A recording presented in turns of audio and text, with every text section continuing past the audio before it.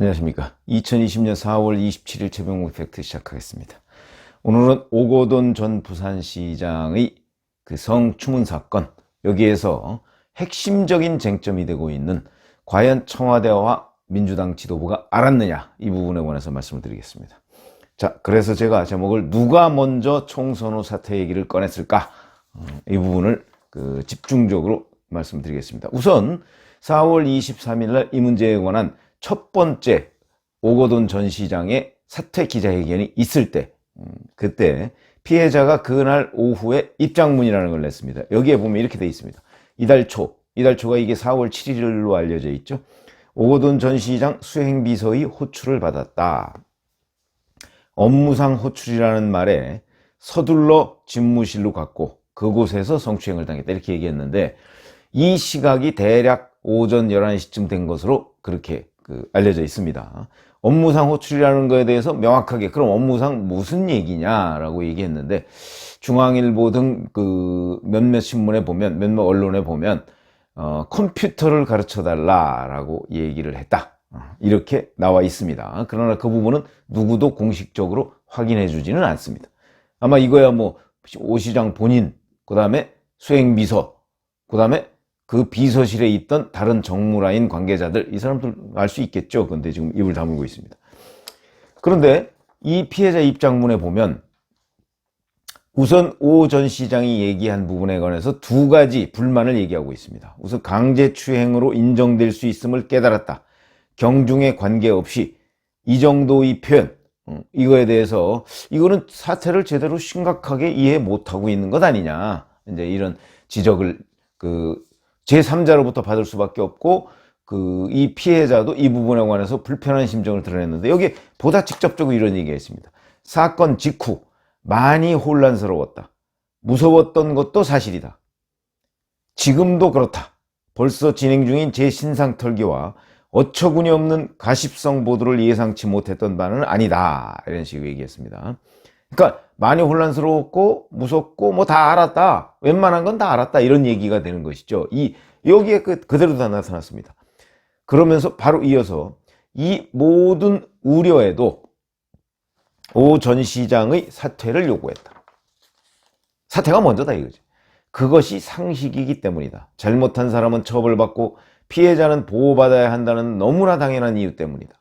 이렇게 얘기를 했고, 그 다음에 이제 더 중요한 얘기가 나오는데, 이번 사건과 총선 시기를 연관지어서 이를 정치적으로 해석하는 움직임이 있다. 분명하게 말씀드린다. 정치권의 어떠한 외압과 회유도 없었으며 정치적 계산과는 전혀 무관함을 밝힌다, 이렇게 얘기했습니다. 그리고 이 문제와 관해서 계속해서 이 피해자의 어떤 권익보호를 위해서 지금 뭐 피해자 입장문도 대신 읽어주고 뭐 관련한 업무 처리를 하고 있는 것으로 알려진 부산 성폭력 상담소, 여기에서도 4월을 넘기지 않는다면 4월 중 언제든지 사퇴를 해도 된다는 의미다. 정치적으로 해석하지 말아달라, 이렇게 해서 계속 정치적 해석을 경계하고 있습니다. 자, 그런데 우리가 이제 뭐 이 피해자도 얘기하니까 이제 상식적으로 생각을 해보자고요. 4월 7일 낮에 이런 일이 있고 나서 뭐 일부 언론 보도에 따르면 뭐 시장실을 울면서 뛰쳐나갔다, 이런 언론 보도도 있습니다. 그러나 그것도 지금 누구도 공식적으로는 확인을 안 해주고 있습니다. 뭐 그렇게 됐든 어떻게 됐든 간에 하여튼 그날 성추행이 있었던 것은 사실이니까, 그날 있고 나서 이 피해자가 맨 처음 관심을 가지고 있는 부분이 어느 부분일까요? 피해자가 관심을 가지고 있는 부분. 저는 당연히 이 문제에 대한 책임 규명, 진상 규명과 책임, 이 문제를 우선적으로 따졌다고 생각합니다. 피해자가. 누구나 그렇게 생각하지 않겠습니까? 그러면 진상 규명은 본인이 직접 당한 거니까 너무나 명백하다고 본인은 판단을 했을 것이고, 자, 그 다음에 그러면 책임 부분인데, 아니 현직 시장이라는 사람이 이런 식으로 공무원을, 그러니까 부하 공무원을 대낮에 집무실에서 불러다가 성추행을 해놓고서도 이 부분에 관해서 제대로 책임을 안 지는 게 이게 나라냐, 이런 생각을 했을 겁니다. 그렇기 때문에 이 피해자의 최초 관심은 책임을 어떻게 지우느냐인데, 뭐 책임이 뭐 딴 게 뭐 있습니까? 즉각 사퇴와 법적인 문제, 이런 거 아니겠습니까? 즉각 사퇴와 법적인 문제. 저는 피해자가 그렇게 생각을 했을 거라고 생각합니다. 여기 나오듯이 바로 모든 우려에도 불구하고 사퇴를 요구했다, 이렇게 얘기했지 않습니까? 그러니까 뭐 4월 7일이면요 총선이 8일 남은 날 아닙니까? 그러니까 총선이 8일 남았느냐, 뭐가 공무원들의 면이 어떻느냐, 뭐 이런 거 따지지 말고 본인의 관심은 내가 성추행을 당했다. 그러니까 이 문제에 대한 즉각적인 책임과 함께 내 명예가 손상되지 않았으면, 또 내 인권이 손상되지 않았으면 좋겠다 하는 생각이 맨 처음 들었을 거라고. 그게 나오죠. 모든 우려에도 불구하고 사퇴를 요구했다. 자, 그렇다면 이 사람이 왜 4월 7일인데 그날이 왜 4월 말까지 이거를 연장해 줄 이유가 뭐가 있겠느냐? 상식적으로 생각해 보죠. 이유 없습니다. 이 사람의 제1의 관심사는 이 부분에 대한 진상과 함께 책임 문제이기 때문에 본인도 표현했듯이 4월 말까지 끌어야 할 아무런 이유가 없다. 그렇다면 이 사람은 아마 즉각적인 본인 성추행 인정과 함께 사퇴를 요구했을 것으로 보입니다. 제가 보기에는. 그런데 오거돈이라는 사람은 맨 처음에 어떤 생각을 했을까요? 아마도, 이것도 짐작이지만 아마도 그냥 이러면 그냥 넘어갈 줄 알았는데 그냥 안 넘어가고 사퇴를 요구하네. 심각하네? 심각하다는 일을 먼저 생각했을 것이고요. 맨 처음 생각이.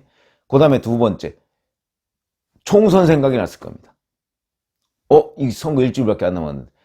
그러면 이제 이렇게 되면 울면서 뛰쳐나갔든 어떻게 됐든 간에 이제 이게 문제가 되면 그게 이제 다 만천하에 공개될 것이고, 그러면 자기 책임 체면은 말이 아니게 될 것이고, 이런 부분이야 이제 당연히 따라오는 첫 번째 생각이고, 그 다음에 두 번째, 그럼 이거 총선에 심각한 영향을 미치지 않겠는가 하는 생각을 왜 안 했겠습니까? 그러니까 오 전 시장은 본질적인 것 외에 총선을 생각했을 것이다.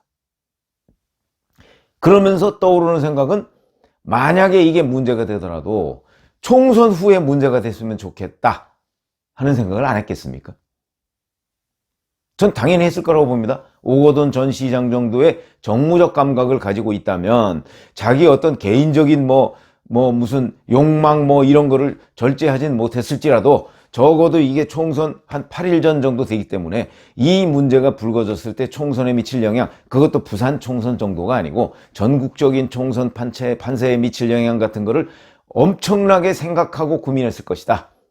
그렇기 때문에 오 전 시장은 이 피해자와 이런저런 얘기, 이제 그 정무 라인에서 나서서 뭔가 조율을 했을 가능성이 있는데 했다는 얘기도 나오고 그렇지 않다는 얘기도 나옵니다만은 어쨌든 간에 그렇게 되니까 맨 처음에 이제 본인의 문제뿐만 아니고 총선을 생각했을 것이다. 그러면은 총선 후, 이걸 어찌됐든 간에 총선 후로 끌고 가야 되겠다는 생각을 오 전 시장은 했을 것이다. 그렇다면 누가 먼저 총선 후라는 제안을 했을까? 저는 오 시장이 먼저 제안을 했을 거라고 봅니다. 그런데 이 피해자는 자기가 먼저 제안했다고 얘기를 합니다. 본인이 자기 가족의 문제, 그 다음에 여러 가지 주변 정리의 문제 등등을 고려해서 시간이 필요해서 내가 먼저 제안해서 나는 정치적 계산하고 관련이 없다 이렇게 얘기를 했는데 본인은 관련이 없을지 몰라도 그런데 오거돈이라는 사람은 관심뿐만 아니고 거기에 엄청난 신경을 썼을 것이다. 그래서 여기서 이 대목에서 이제 중요해지는 부분이 있죠. 공증을 했다는 거 아니겠습니까? 그러면 보통의 경우에 제가 말씀드렸죠. 이 피해자는 즉각적인 사퇴를 요구했을 것이고 오거돈이라는 사람이 이제 그거 언제 이렇게 얘기했을 텐데 그 두 가지를 절충해서 공증을 했는데 그러면 공증을 과연 총선 전에 했느냐 총선 후에 했느냐 이것도 굉장히 중요하죠. 저는 총선 전에 했을 거라고 봅니다. 그러면 총선 전에 공증을 해가면서 언제까지 사퇴 얘기가 이제 들어갔을 텐데 그러면 그것을 누가 먼저 제안했느냐가 이제 굉장히 중요한 대목이죠. 그래서 제가 보건대는 이거는 오거돈 시장 쪽에서 먼저 제안을 했을 것이다. 이렇게 보는데 그건 이제 앞으로 경찰 조사나 뭐 이런 걸 보면 나오겠죠. 결론이. 이제 그런 부분이 있고. 자, 그렇다면 근데 이제 부산 성폭력 상담소에서는 공증을 어디서 한 게 뭐가 중요하냐, 뭐 공증에 관한 얘기는 더 이상 물어보지 말라 그러는데 제가 지금 말씀드렸듯이 공증 중요합니다. 누가 했느냐는 것도 중요하지만 그 다음에 언제 했느냐는 것도 중요합니다.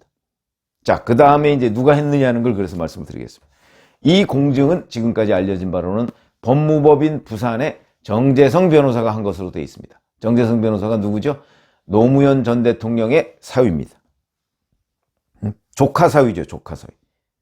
그럼 법무법인 부산이라는 곳은 어떤 곳이냐? 문재인 대통령이 세운 곳입니다. 원래 부산에서 노무현 변호사와 문재인 변호사가 같이 그 변호사 사무실을 썼죠.